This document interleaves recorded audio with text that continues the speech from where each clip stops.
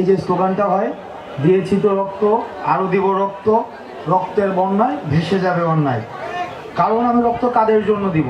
আমি যখন দেখলাম আমরা রক্ত দিচ্ছি আর সচিবালয়ে বসে ওরা ভাগ করছে যে মেথডস অফ পেমেন্ট, যে 5 কোটি নাকি 10 কোটি, বলতেছে যে আমি ভাই নির্লোভ মানুষ, আমার এত লোভ নাই, 5 কোটি চলবে।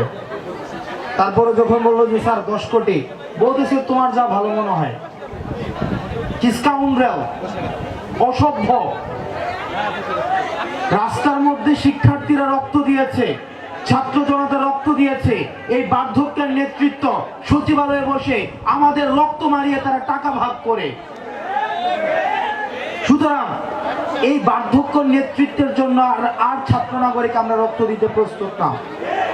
আমরা আমাদের জায়গা থেকে স্পষ্ট করতে চাই, আপনারা যারা সচিবালয়ে বসে নীতি নির্ধারণ করছেন, আপনারা সচেতন হন। কারণ ছাত্র নাগরিক 5 তারিখ যেভাবে হাসিনাকে তার মসনদ থেকে নামিয়েছে, আপনাদের সচিবালয় ঢাকা বিশ্ববিদ্যালয় থেকে 4 মিনিট ওয়াকিং ডিস্টেন্স। আপনারা সচিবালয়ে বসে 5 কোটি না 10 কোটি ভাগ করবে, আর আমি আমার বাজারে গিয়ে আমি আমার প্রতিদিনের নিত্য প্রয়োজনীয় জিনিসটি কিনে আনতে পারবো না, এই জিনিসটা হবে না। আপনারা বাজারে যাওয়া আছে এখানে, মানুষের বাজারে বাজারে যান, কারা কারা বাজারে যান? দেখেন, আমি রাজনৈতিক কোনো বক্তব্য দিতে আসছি না, আমাদের একদম বেসিক নিড। আন্দোলন কি সারা বছর আন্দোলন করব? আমরা সারা বছর রাস্তায় থাকবো? দেখেন, আমি আজকে বাজারে গেলাম, একটা বাজারে একটা মানুষ যে মধ্যবিত্ত আমাদের মতো, সে বাজার থেকে কখনোই যে একটা এই সাইজের ব্যাগ দিয়ে কখনো বাজার করে এখন বাজার করে বাসায় ফিরে আসতে পারবে না। আমরা আজকে এই সরকারের 2.5 মাস হয়েছে, 2 মাস হয়েছে, 2 মাস হয়ে যাওয়ার পরেও কেন বাজারের সিন্ডিকেট গুলো এখনো পর্যন্ত সচল থাকবে?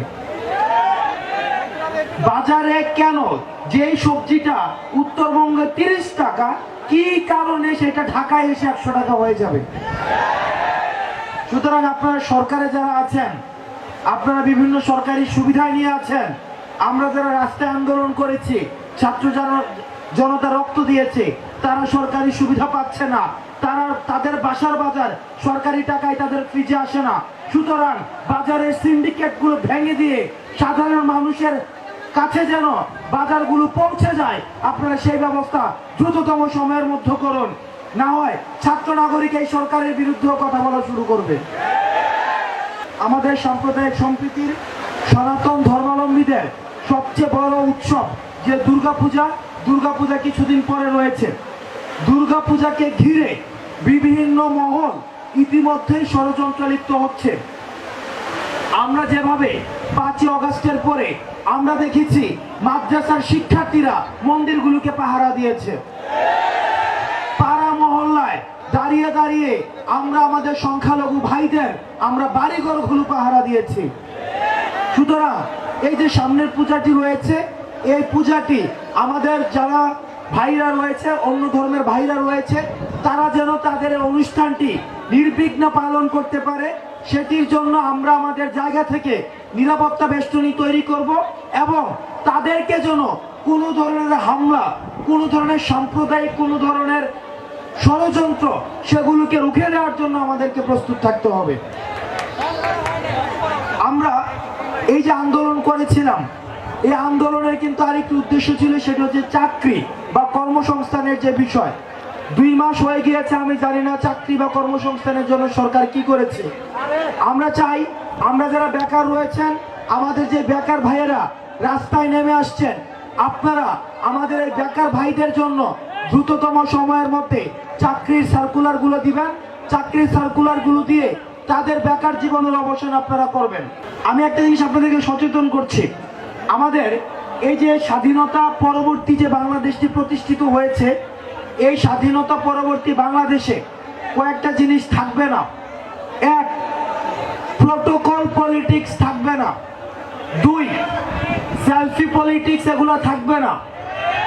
সুতরাং ভাইয়ের সাথে একটা সেলফি তুলে ফেসবুকে পোস্ট দিয়ে অন্যদের নজর কেড়ে পদ বা পদোন্নতি বাগিয়ে নেওয়ার যে চর্চা, এই চর্চাকে কবরস্থ করতে হবে।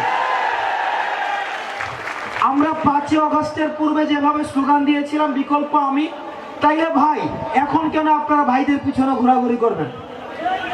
আপনাকে বিকল্প হয়ে উঠতে হবে, আপনাকে নেতৃত্বের জায়গাটায় আপনাকে আসতে হবে।